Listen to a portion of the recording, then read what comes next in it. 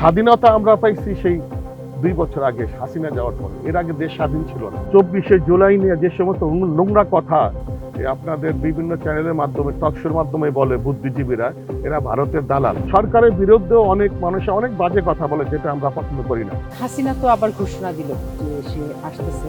দলকে চাঙ্গা রাখার জন্য বিভিন্ন কথা বলা হয়। সে কি বাঁচা আছে কিনা, সুস্থ না অসুস্থ, তাও তো জানি না। 80 বছরের মহিলা সে দেশে এসে কি করবে? আসার পরে কি দেশ তার ফাঁসি হবে? মোটেই হবে না। একটা তো আমাদের দেশে আজ পর্যন্ত কোনো মহিলার ফাঁসি হয়নি। এখনো খেতে বসে অনেক সময় মা ওকে ডাকে বা পরিবারের সদস্যরা। কেমন আছেন উনি? জুলাই সনদ বাস্তবায়ন হবে, গণভোট বাস্তবায়ন হবে, সেখানে বড় বড় ইলিশ মাছ খাবো, গরুর মাংস খাবো, ভালো মন্দ খাবো। বলবো মা, তোদের আশা পূরণ হয়েছে, তোরা আল্লাহর কাছে ভালো আছিস, আমরা তোদের আশা পূরণ করছি, আমরাও ভালো আছি মা। মা, আমরাও খুব শীঘ্রই আসতেছি, তোদের সাথে মিলিত হবো।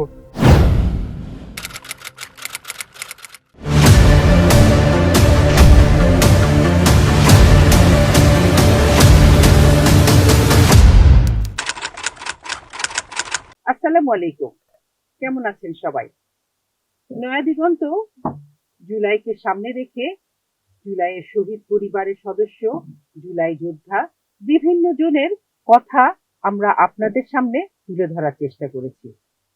আজ আমার সামনে এমন একজন বসে আছেন যে উনি শুরুতেই বলছিলেন যে মেয়ের কথা যখন মনে হয় কোনো কথা বলতে পারি না। মেহেরুন্নেসা তানহার বাবা মোশাররফ হোসেন। আসসালামু আলাইকুম। ওয়ালাইকুম আসসালাম রাহমাতুল্লাহ বারাকাতুহু। কেমন আছেন? আলহামদুলিল্লাহ।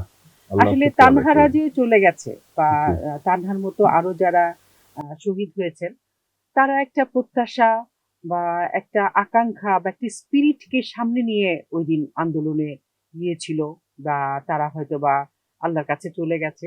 তো 2 বছর আমরা পার করেছি, খুব কিন্তু অল্প সময় না। তো আপনার কাছে কি মনে হয় যে তাদের সেই প্রত্যাশা বা এখন আপনি এখানে এসে এই পূরণ, এই দুটোর মধ্যে সেতু বন্ধন বা হিসাব নিকাশ কেমন মনে হচ্ছে আপনার কাছে? প্রথমত, আন্দোলন যখন শুরু হয়, শুরু হওয়ার আগে থেকে হাসিনার যে একটা স্বৈরাচার মনোভাব, সেটা আমরা দেখতে পেরেছি। যখন ছেলে পেলে এটার প্রতি একটা বিতৃষ্ণার সৃষ্টি হলো, যে কোটা আন্দোলন, সেই কি বলে বিভিন্ন ধরনের অত্যাচার, জুলুম, গুম করা, খুন করা, মানুষকে কথা না বলে না বলতে দেওয়াটা, এটা একটা চরম পর্যায়ে চলে গেল। তখন ছেলেরা আন্দোলন করা শুরু করলো। আস্তে আস্তে ওইটার সাথে আমরাও একমত পোষণ করলাম যে ঠিকই তো, অন্যায় জুলুম অত্যাচারের বিরুদ্ধে এরা লড়তেছে, তো ভালো জিনিস, এটা তো ভালো। আমরাও সেটাকে সমর্থন করলাম। আন্দোলন করতে করতে এক পর্যায়ে সন্তানগুলি শহীদ হয়ে গেল। 1400 শহীদ হইল, 30,000 আহত হলো। আহত লোকগুলো অবস্থা এত খারাপ, এত ভয়ানক। যারা শহীদ হয়ে গেছে তারা আল্লাহর কাছে আছে। শহীদ বলে কখনো মরে না। তাদেরকে বলে আল্লাহ কিয়ামত পর্যন্ত রিজিক দিবে, খাদ্য দেয়। তারা ভালো আছে আলহামদুলিল্লাহ। যাদের হাত নাই, পা নাই, চক্ষু নাই, তাদের কি দেখলে যে কি কষ্ট হয়, তাদের মায়েরা যে কি কষ্ট নিয়ে বেঁচে আছে, সেটা যদি সামনে গিয়ে আপনি না দেখেন তাহলে অনুভব করতে পারবেন না। তো এই 30,000-এর মধ্যে আপনি ধরেন 15,000-এর অবস্থা খুবই ভয়ঙ্কর। সেদিনকে দেখলাম কতশো নাকি হাজার না কয়শোর চক্ষু নাই। এদের জীবনটা জাহান্নামের চেয়ে তো খারাপ হয়ে গেছে। এদের জীবনের বিনিময়ে একটা স্বাধীন, সুন্দর, নতুন বাংলাদেশ, দুর্নীতি মুক্ত বাংলাদেশ হবে। সেইটাই তো গণভোট, জুলাই সনদ। সেটাকে বিগত সরকার, আমাদের যে ডক্টর ইউনূস সাহেব ছিল বা বর্তমান সরকার, বিরোধী দল সবাই মিলে সমর্থন করছে যে এটাকে আমরা যেই ক্ষমতায় আসবে আমরা এটাকে বাস্তবায়ন করব। আর আমরাও ভাবছিলাম যে সেটা করলে আমাদের ছেলেদের সন্তান যে তারা যে জীবন দিল, এটা কি বলে সাফল্য হবে, বৃথা যাবে না। এত লোকের হাত নাই, পা নাই, তাদেরও এই যুদ্ধটা সার্থক হবে। কিন্তু এই সরকার এটা করতেছে না। এই যে দুঃখটা নতুন করে আমাদের বুকের মধ্যে মাঝে মাঝে জেগে ওঠে, এটাকে সহ্য করা যায় না। এখন কথা হলো এইটাই যে এই জুলাই সনদ গণভোট বাস্তবায়ন না হলে আমাদের সন্তানদেরকে মৃত্যুর পরও আমরা বলতে পারবো না যে বাবা আমরা তোমাদের পথে ছিলাম, আমরা স্বৈরাচার অত্যাচার জুলুমকারীর বিপক্ষে তোমরা লড়ছো, আমরাও লড়ছি। আমরা যদি এটা আপোষ করি আমরা হব বেঈমান।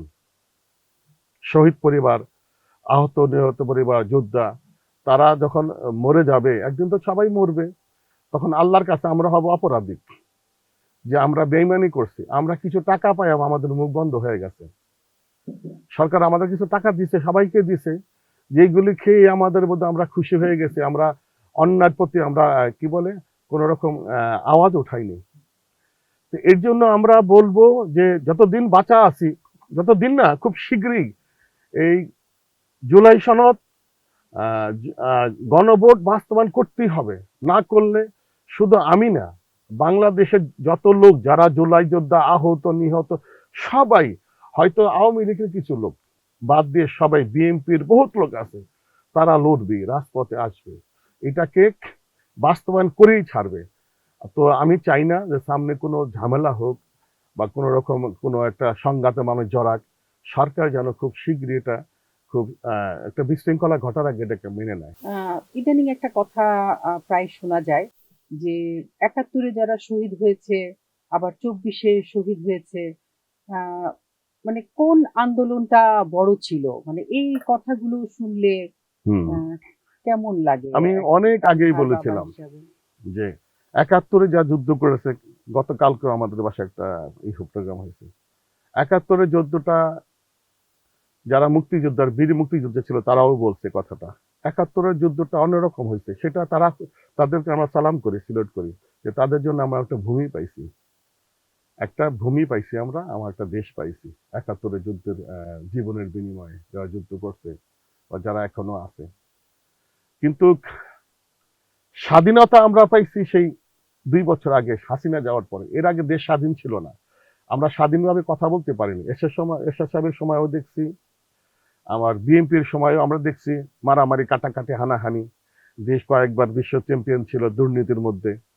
তারপরে হাসিনার সময় তো দেখলাম।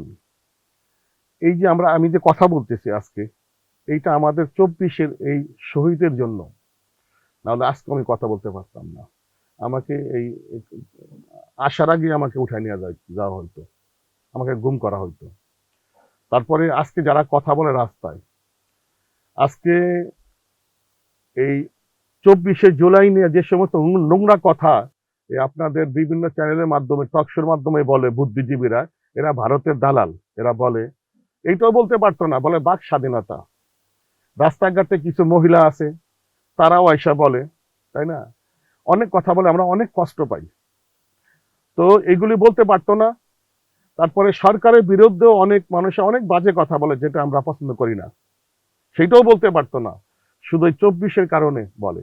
এই ২৪-এর আন্দোলন না হইলে এই বাক স্বাধীনতা বলেন বা বিভিন্ন স্বাধীনতা বলেন, কিচ্ছু পাইতেন না, কিচ্ছু করতে পারতো না। একটা কথা বললেই আপনাকে আয়না ঘরে নিয়ে যেত। তাহলে কি আমাদের সন্তানকে কম করছে? আমাদের ২৪-কে খাটো করে দেখার কোনো সুযোগ নাই। ৭১-এ তারা দেশ স্বাধীন করছে, ঠিক আছে, তাদের যুদ্ধটাও, সেটা বলতে চাই না, এখন বলতে হয়। যারা এই কথা বলবে যে আমরা ২৪-এর কোনো অবদান নাই, তাদেরকে বলবো আমাদের অবদান তো অনেক বেশি। আমাদের সন্তানেরা বুলেটের গুলিতে ঝাঁঝরা হয়ে গেছে, আর ২৪-এর একটা গুলি খাইছেন। আমাদের সন্তানেরা কয়েকশো গুলি খাইছে,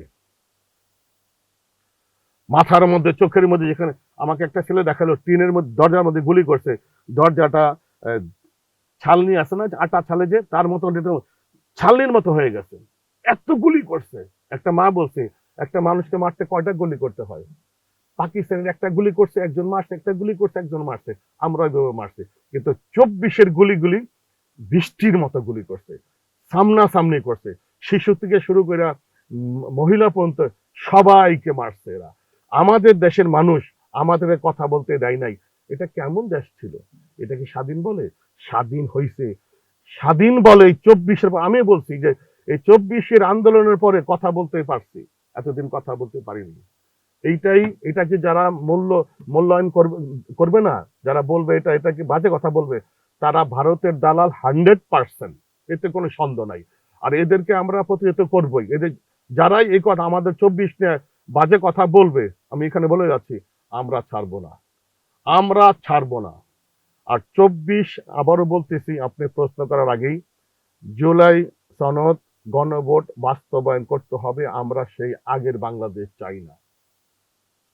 আমি জানি যে এই জুলাই সনদ বাস্তবায়ন না হলে দেশটা কি হবে, দেশ সেই আগের মতো চলবে, আগের মতো চলবে। এই সরকার, প্রধানমন্ত্রী তারেক রহমান চায় না, কিন্তু তার আশেপাশে কিছু লোক আছে তারা চায়। এখনো ভারতের কথায় আমাদের প্রশাসনের অনেক লোক, সরকারি দলীয় অনেক লোক উঠে বসে। হাসিনা তো আবার ঘোষণা দিল যে সে আসতেছে, আবার বলতেছে সে ভিডিওতে মানে সামনাসামনি এসেও মিটিং করবে 5 আগস্ট। তো হাসিনা আসতেছে, ভিডিও কনফারেন্সে আসবে বা সামনাসামনি কথা বলবে, বা অলরেডি তার মেসেজ তো আমাদের এখানে। খবরটা তানহার বাবা হিসেবে খবরটা শোনার পরে কেমন লাগলো? না, এটা আমার হাসি আসে শুনলে। আমি বলি, মানুষ এত বোকা কেন? শুনেন, সে একটা বৃদ্ধ মহিলা, তার অনেক বয়স হয়েছে, 80-র উপরে হয়েছে না? সে দলকে চাঙ্গা রাখার জন্য বিভিন্ন কথা বলা হয়। সে কি বাঁচা আছে কিনা, সুস্থ না অসুস্থ, তাও তো জানি না। 80 বছরের মহিলা, সে দেশে এসে কি করবে? আসার পরে কি দেশ তার ফাঁসি হবে? মোটেই হবে না। একে তো আমাদের দেশে আজ পর্যন্ত কোনো মহিলার ফাঁসি হয় নাই। তারপরে সে একটা বৃদ্ধ মহিলা, তাকে আমরা ফাঁসিতে চড়াবো কি করে?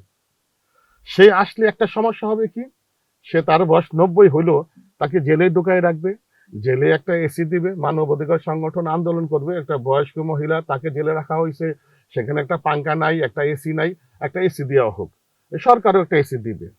আচ্ছা, তার খাবার দাবার ভালো থাকবে, ডাক্তার থাকবে, সে ওইখান থেকে রাজনীতি করবে। দেশের মধ্যে যে সমস্ত বড় বড় রাঘুবল যারা আছে আওয়ামী লীগের, তাদের তো সরকার জামিন দিয়ে দিছে, তারা বিভিন্ন জায়গায় এখন আছে। তারা ধর না, তারা 1000 কোটি টাকার মালিক, হয়তো 2 আর 4 5 কোটি টাকা দিয়ে তারা জামিন নিয়ে নিছে, বাকি টাকা তাদের কাছে আছে। এই টাকা খরচ করে ম্যাডামের সাথে জেলে যাবে, আসবে, আলাপ আলোচনা করবে কি করা যায়। দেশে একটা সবসময় একটা অস্থিরতা সৃষ্টি করবে এরা, দেশের মধ্যে একটা অশান্তি সৃষ্টি করবে। এইটা 100%, এইটা সরকারকে বুঝতে হবে। আমি এদেরকে জামিন দিচ্ছি কেন? এই যে আইনমন্ত্রী, যে কি একটা আইনমন্ত্রী বসাইলো, আল্লাহ রাব্বুল আলামিন জানে। তারেক রহমান সাহেব যে কি ভাবতেছে, উনি 17 বছর বাইরে ছিল, তো দেশ সম্বন্ধে ওনার কোনো নলেজই নাই আমার মনে হয়। আমি আবারও বলতেছি, এটা কুমির। এরা যে কত ভয়ানক, আওয়ামী লীগের নেতা কর্মী যারা বড় বড়, যাদেরকে জামিন দেওয়া হয়েছে, এরা জামিনে বাইরে আছে। হাসিনা আবারও বলতেছে আসবে, এদের সাথে জেলে যাবে, ম্যাডাম কি করব, আপা কি করব, বুদ্ধি দেন, ঝামেলা করবে। আমরা পাকিস্তানি সেরকম বহুত দেখছি। সেই লন্ডন থেকে ব্যানার্জি ভুট্টো পাকিস্তানি সবসময় গরম করে রাখছে, নেওয়াজ শরীফ করে রাখছে। রাজনীতিকে আমরা বহুত দেখছি, বহুত দেখছি, আপনাকে কয়টা বলবো, আমি জানি। তো ওনাকে দেশে আনলে, যদি আনতে চায় সরকার, তাহলে ঢাকা পর্যন্ত সে পৌঁছতে পারবে না। এয়ারপোর্ট থেকে তাকে মানুষে, আমিও চাই যদি হাসিনাকে পাই, ওনার একটা চুল যদি আমি পাই, বয়মনের মধ্যে ভিনিগার দিয়ে রেখে দেব, স্মৃতি হিসাবে থাকবে যে হাসিনার একটা চুল আমি পাইছি। এইভাবে লোক থাকবে যে তাকে ছিঁড়া বিড়া নেওয়ার জন্য। সে কোর্ট পর্যন্ত আর থানা পর্যন্ত, কি বলে, ঢাকা পর্যন্ত পৌঁছতে পারবে না। এটা আমার বিশ্বাস। মানুষ এত গোসায় আছে যে ওরে আমরা জীবিত ছাড়বো না। যত কয়েকশো লোকের জীবন যায় যাক, কিন্তু হাসিনাকে মানুষের ছিঁড়ে বেড়ে ফেলাবে।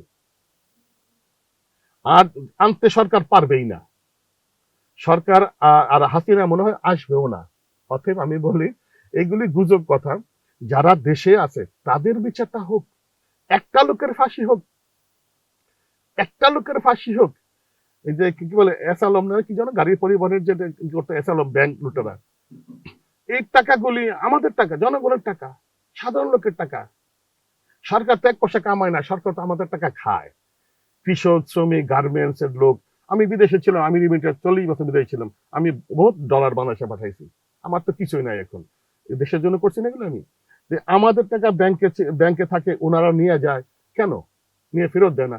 আর আমরা যদি 1 লক্ষ টাকা ঋণ নেই, তার ব্যাংক আলা আমাদের ঘরে আসে, না দিলে পুলিশ চলে আসে। ওনারা 1000 কোটি টাকা চুরি করে ব্যাংক থেকে নিয়ে যায়, সে টাকা ফেরত দেয় না, কিছুই হয় না। এইটা একটা সিস্টেম করা হোক যে কোন সংসদ সদস্য, কোন এমপি এমএলএ যে 2, 4, 5 কোটির বেশি তারা লোন পাবে না। ক্ষমতায় যাই এই জন্যই, একবার ক্ষমতায় যাইতে পারলে 500 কোটি 1000 কোটি টাকা লোন নিয়ে আমেরিকা কি বলে সে কানাডা বাড়ি করে আর দেশে ফিরবো না। এটার জন্য মানুষ বেশিরভাগ ওরা চায় যে রাজনীতিকে ঢুকতে পারলে একটা পয়সা, এটাকে যদি সরকার বন্ধ করে, এই সরকার করবে কেন জানি না, অন্য কোনো লোক যে সরকারি কোনো কর্মকর্তা কর্মচারীকে বা মন্ত্রী মিনিস্টারদের কোনো এরকম লোন দেওয়া হবে না। আর লোন দিল আপনাকে আমি 5 কোটি দিব, 5 কোটি আপনার কাছে 10 কোটি টাকার সম্পদ আছে কিনা।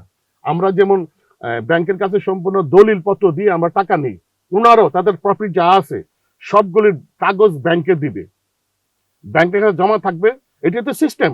তারপরে সে আপনার 10 কোটি টাকার আছে, আপনি দিয়ে 8 কোটি পাবেন। 8 কোটি টাকার আপনাকে লোন দেওয়া হবে, 10 কোটি টাকার প্রপার্টি আপনি ব্যাংকে জমা দিবেন, আপনি টাকা না দিলে আপনার সম্পদ সিজ করা হবে। এই সিস্টেম করা হোক। আপনি জুলাই সনদের কথা বলছিলেন। জি সংসদে আমার যতদূর মনে পড়ে তারেক রহমান প্লাস আরো সবাই যারা আছেন, ওনারা সংসদে দাঁড়িয়েও বলেছেন বা পরেও বলেছেন যে জুলাই সনদ অক্ষরে অক্ষরে পালন করা হবে। তারপরেও শহীদ পরিবারের একজন হিসাবে আপনার কাছে কেন মনের মধ্যে এই একটা দোলাচল কাজ করছে যে সরকার হয়তো গণভোটের রায়, জুলাই সনদ এগুলো বাস্তবায়ন করবে না? ওই যে আমাদের কি বলে স্বরাষ্ট্রমন্ত্রী উনি বলেছেন, এটা আমরা আগে বলে ফেলেছি, যদি এটা ইলেকশনটা না হয়, এই একটা আমাদের তখন বুঝতে পারলাম যে বাপরে বাপ, দেখছো মুখে একটা আর অন্তরে আর একটা, এ তো জাতির সাথে প্রতারণা করা হচ্ছে। আর এটাই তো আমাদের প্রাণ, জুলাই জুলাই সনদ গণভোট, এটা তো আমাদের প্রাণ, এটাই তো আমাদের জীবন। এটার উপর ভিত্তি করে তো আমরা শহীদ পরিবার, আহত পরিবার, যোদ্ধারা বেঁচে আছি। যে এটা বাস্তবায়ন হবে, এটা সোনার বাংলাদেশ হবে, নতুন বাংলাদেশ হবে, এটা দেখার জন্য তো বেঁচে আছি। এইটাই যদি না হয় তাহলে জীবনের কি মূল্য আছে? আমি তো বয়স্ক লোক, আমি কয় বছর বাঁচবো? যখন দেখবো যে জুলাই সনদ গণভোট বাস্তবায়ন হয়েছে, এটা নতুন বাংলাদেশ, সুন্দর বাংলাদেশ হয়েছে, সেদিনকে আমি বলবো আমার জীবনটা সার্থক। আল্লাহর কাছে বলতে পারবো, আল্লাহ যার জন্য যুদ্ধ করছে সেটা হয়েছে, আমার দেশটা সোনার বাংলাদেশ হয়েছে। তো সালাউদ্দিন আহমেদের সাহেবের কথায় এই যে আমরা বুঝতে পারতে করবে না, কিন্তু সালাউদ্দিন আহমেদ এটা করে উনি পার পাবে না, এটা বাস্তবায়ন করতেই হবে। উনি একা, আমার 18 কোটি লোক, হয়তো ওনার সাথে প্রশাসন আছে, পুলিশ আর্মি আছে, কয়জন মারবো মারো। কোনো প্রোগ্রাম হলে পরে সেখানে বিএনপির কোনো লোক গেলে যে জুলাই সনদের কথা না বলে সে বাড়িতে পারে না, সে হল থেকে। কালকে এরকম হয়েছে, পরশু দিনে হয়েছে। আপনি জুলাই সনদ নিয়ে কথা বলেন, আপনি কি এই সমস্ত মিষ্টি কথা কেন বলেন, এগুলো শুনতে আসেনি। তখন হ্যাঁ করবো করবো, মানে তার মানে জুলাই সনদের কথা মুখেই আনতে চায় না। কিন্তু আমরা এটা ভুলতেই পারি না। আমাদের কথা হলে আপনি যাই কিছু বলেন, ওইটা আগে বলেন, ওইটা শুনতে রাজি আমরা, বুঝতে পারছেন? তো জুলাই সনদ এটা এই জন্য আমাদের ভয়। তো আমরা ভয় করি না, ভয় না আমাদের, আমরা শুধু সময় দিব, আর বেশি সময় দিব না। বলবো আমরা যে স্যার করেন, স্যার করেন, স্যার করেন। যদি না করেন তাহলে আমরা দেখবো যে কিভাবে আদায় করা যায়।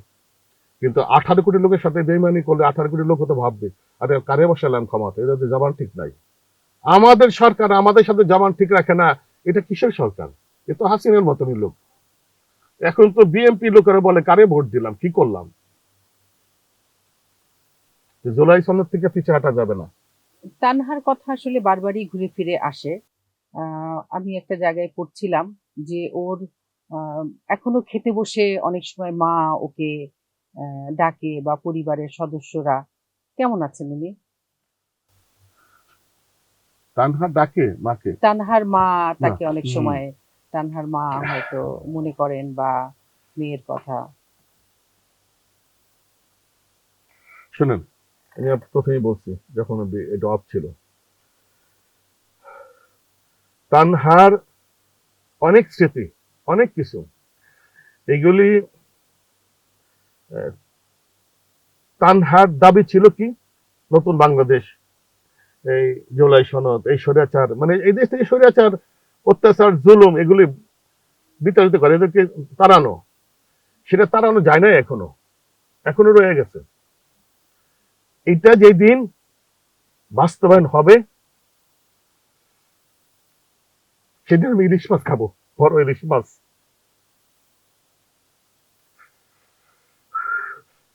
যেদিন জুলাই সনদ বাস্তবায়ন হবে, গণভোট বাস্তবায়ন হবে, সেদিন আমি বড় বড় ইলিশ মাছ খাবো, গরুর মাংস খাবো, ভালো মন্দ খাবো, বলবো মা তোদের আশা পূরণ হয়েছে, তোরা আল্লাহর কাছে ভালো আছিস, আমরা তোদের আশা পূরণ করছি, আমরাও ভালো আছি মা,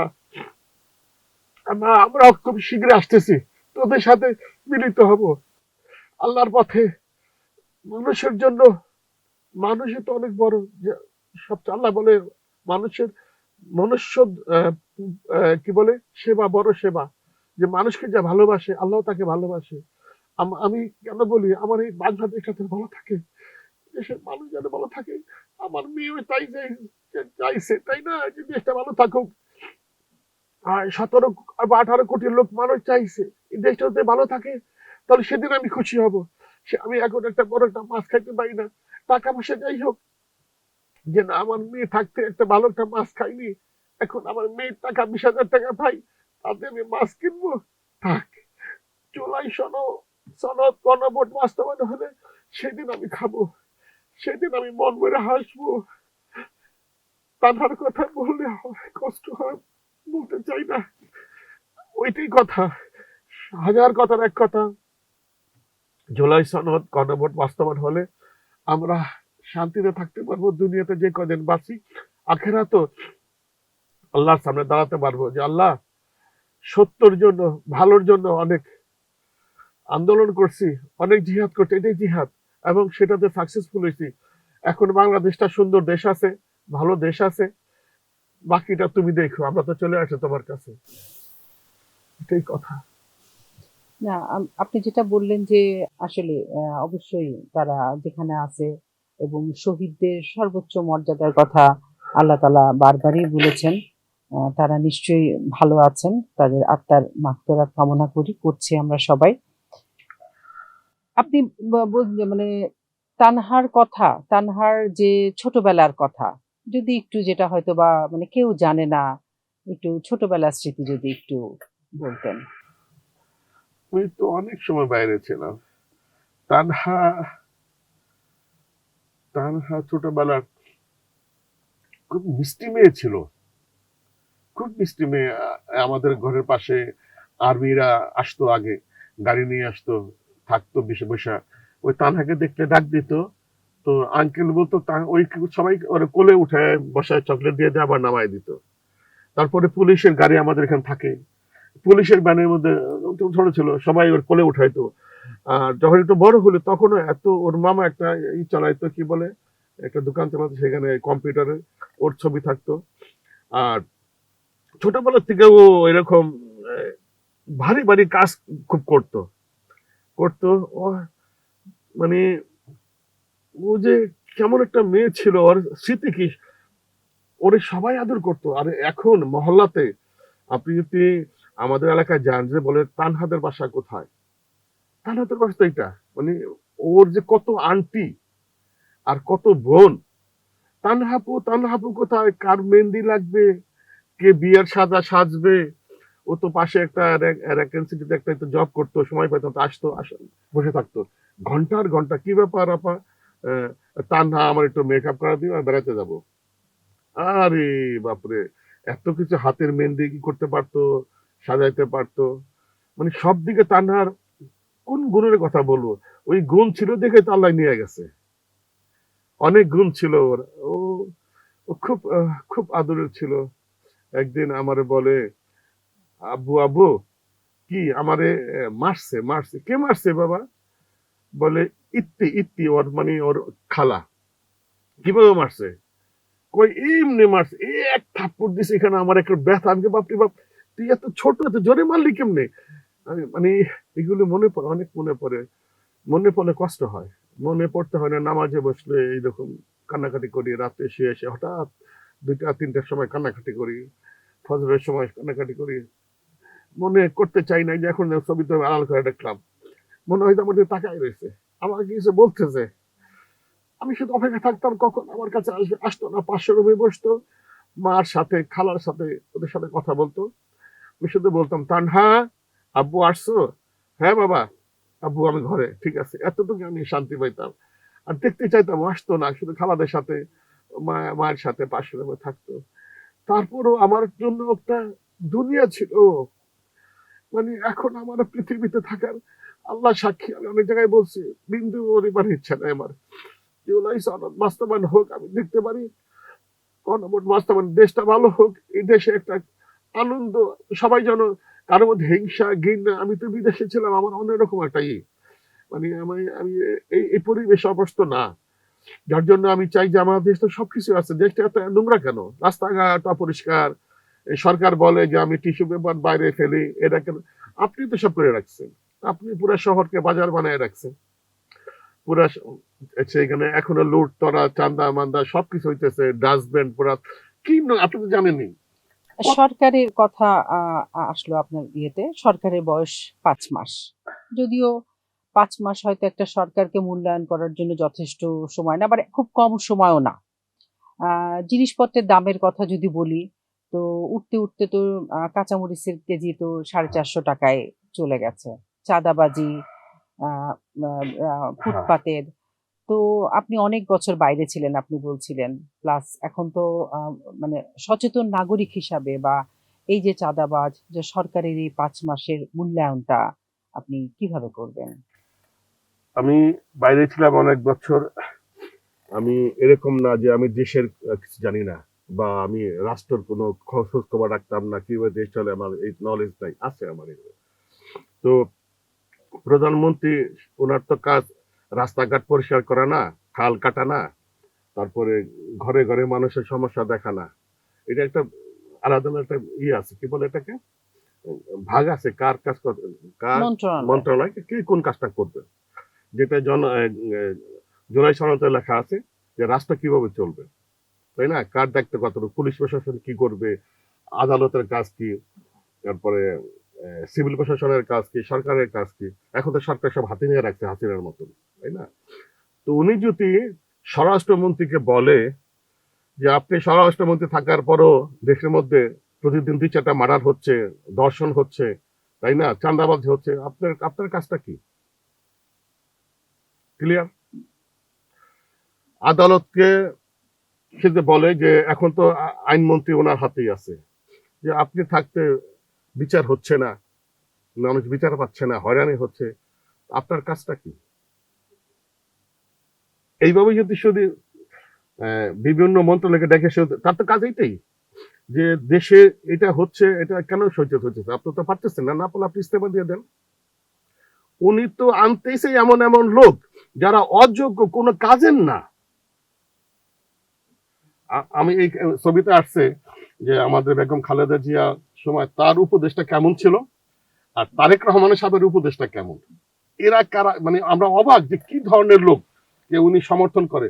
এটা ভাবলে অনেক সময় আফসোস লাগে, তারেক রহমান সাহেব এই ধরনের লোককে সে তার উপদেশটা বা তার মন্ত্রণালয় জায়গা দিতেছে, এরা এদের কি যোগ্য আছে, এরা কি বুঝে, এরা এরা কি, এরা কারা?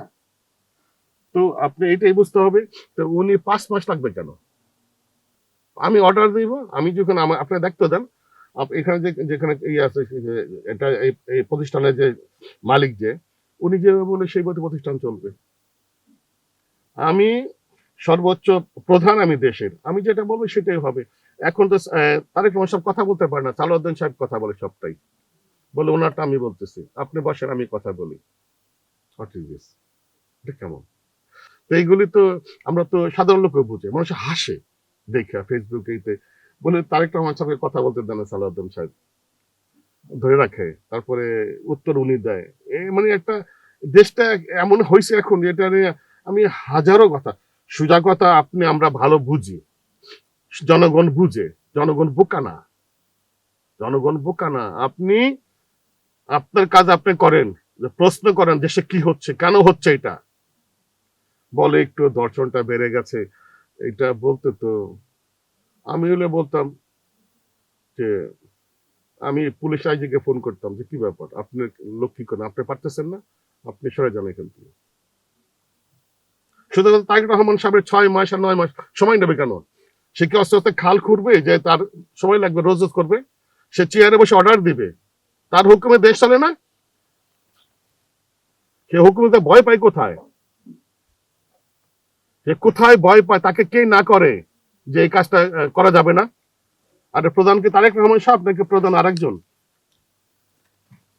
এগুলি আপনি প্রশ্ন করতেছেন, আমি উত্তর দিচ্ছি, এটা এটা এটা বাড়তি কথা, এটার কোনো মানে না, এটা আমরা বুঝি, তাই না? এখন হয়তো আমার কথা শুনবে, বুঝবে, তাই না? তো সেও শুনবে যে এই লোকটা কি বলতেছে। জনগণও এটা বুঝে। আমার চেয়ে হাজারো গুণে ভালো আমি তো কিছু না, তারাও বুঝে। তারা হয়তো ঘরে বসে বলে আমি আজকে হয়তো মিডিয়ার আপনাদের ক্যামেরার সামনে বললাম যে উনি ওইখানে চেয়ারে বসবে, ওনার খাল কাটা যাতে যাওয়ার দরকার নাই, ওইখানে বর্ডারে ঘোরার দরকার নাই, সে ওইখানে এখানে বৈশাই বলবে যে এইভাবে হবে, ম্যাপ দেখে বলবে যে আমি এইটা এইভাবে করতে চাই, এটাই হবে। আর দুর্নীতি চাঁদাবাজ তো ভরে গেছে দেশের মধ্যে। আপনি আপনি তো যাওয়া আসা করেন, রাস্তায় দেখেন তো কি অবস্থা, কোনো পরিবর্তন দেখছেন? ওই যে ইয়ে বলতেছে না, যে কি যে বলে আজহারি বলছিল যে একদল খাইছে আর একদল খাওয়ার জন্য বসে আছে, এখন তারা খাইতেছে।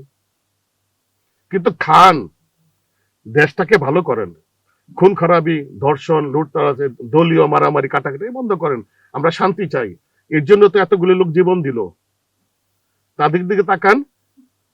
আপনারই তো বাবা শহীদ হয়ে গেল দেশের জন্য, মা কত কষ্ট করছে, তাই না? আপনার ভাই গেল, আপনার কি মনে হয় না, ব্যথা লাগে না যে আমি হারানোর ব্যথা কি আপনি বুঝেন না?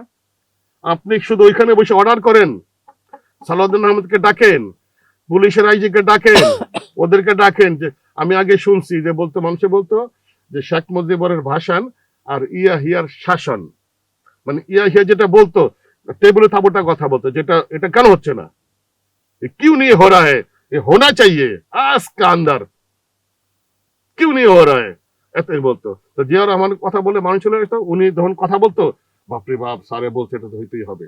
তো তারিক রহমান বলুক, উনি একেবারে চলে সাধারণ পোশাক পরে, ঠিক আছে, বাট তুমি একটা প্রেসিডেন্ট, তোমার ভিতরে সেরকম ভয়েস থাকতে হবে। তোমাকে তোমার মন্ত্রী বলবে আপনি বসেন বা আপনি চুপ করেন, হোয়াট ইজ দিস?